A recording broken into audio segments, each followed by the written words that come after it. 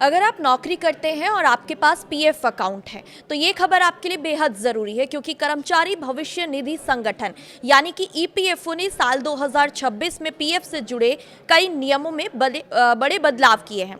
इन बदलावों का असर सीधे तौर पर पीएफ में योगदान करने वाले कर्मचारियों पर पड़ सकता है, चाहे बात पीएफ में कंट्रीब्यूशन की जाए, पैसा निकालने यानी कि विड्रॉल की जाए, या क्लेम सेटलमेंट की हो, या फिर नॉमिनी जोड़ने की बात हो। तो आज के इस वीडियो में आपको इन्हीं बदलावों की जानकारी देंगे ताकि आपको पीएफ का पैसा निकालने में परेशानी ना झेलनी पड़े। नमस्कार, मैं हूं अंजलि राठौर और आप देख रहे हैं न्यूज़ 18 का डिजिटल प्लेटफॉर्म।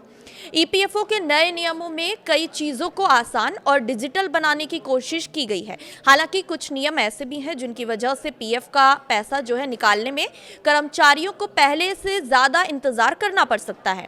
तो आइए एक एक करके आपको बताते हैं और समझाते हैं कि कौन से 8 बड़े बदलाव हैं जिनका असर आपके पीएफ पर पड़ सकता है। सबसे पहले बात करते हैं पीएफ कंट्रीब्यूशन की।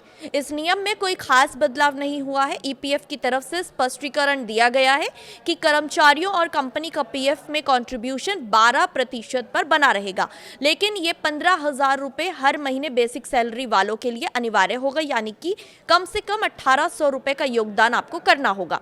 लेकिन अगर 1,800 से ज्यादा का कोई भी कर्मचारी योगदान करना चाहता है तो उसकी मर्जी पर यह निर्भर करता है। हालांकि खबर यह भी है कि इस लिमिट को सरकार बढ़ाकर 2,500 रुपए कर सकती है। अब बात करते हैं सैलरी लिमिट की। पहले ईपीएफ स्कीम में 15,000 रुपए की वेतन सीमा का स्पष्ट उल्लेख किया गया था। नए ढांचे में केंद्र सरकार की तरफ से समय समय पर नोटिफाई की जाने वाली वेतन सीमा का जिक्र किया गया है। इसका मतलब है कि भविष्य में अगर सरकार वेतन सीमा में बदलाव करती है तो नियम में संशोधन करना अपेक्षाकृत आसान हो सकता है। अब तीसरा और बड़ा बदलाव पीएफ विड्रॉल से जुड़ा हुआ है। पहले अलग अलग जरूरतों के अलग अलग निकासी नियम और शर्तें हुआ करती थी, जिसकी वजह से कर्मचारियों को यह समझने में परेशानी होती थी कि किस स्थिति में कितना पैसा निकाला जा सकता है। अब आंशिक निकासी के मुख्य तौर पर 3 कैटेगरी बना दी गई हैं: इमरजेंसी, हाउसिंग और स्पेशल सिचुएशन। इन 3 कैटेगरी के तहत ही विड्रॉल नियम को आसान बनाया गया है। इसका मकसद ये है कि पीएफ में आसानी से पैसा निकालने की जो प्रक्रिया है वो पहले की तुलना में और ज़्यादा आसान हो सके। अब आते हैं पीएफ अकाउंट के नए स्ट्रक्चर पर। ईपीएफओ ग्राहकों के खाते में 2 अलग अलग हिस्से बनाए रखेगा। नए नियमों के तहत पीएफ खाते में जमा रकम का एक हिस्सा सुरक्षित रखा जाएगा, जबकि बाकी रकम पात्र परिस्थितियों में आंशिक निकासी के लिए इस्तेमाल की जा सकेगी। यानी कि हर हालातों में पीएफ खाते का जो पूरा पैसा है निकालने की अनुमति नहीं होगी। खाते में जमा राशि का 25% न्यूनतम राशि के रूप में रहेगा, जबकि योजना के तहत जो तय शर्तें हैं उसके अधीन पात्र आंशिक निकासी के लिए 75% राशि का उपयोग कर सकते हैं। इसका मकसद यह है कि कर्मचारी की रिटायरमेंट सेविंग पूरी तरह से खत्म ना हो और जरूरत के समय कुछ रकम निकालने की सुविधा भी बनी रहे। पांचवा और बड़ा बदलाव है सर्विस रिक्वायरमेंट से जुड़ा हुआ। अलग अलग तरह की निकासी के लिए अलग अलग वेटिंग पीरियड को सरल बनाने की कोशिश की गई है।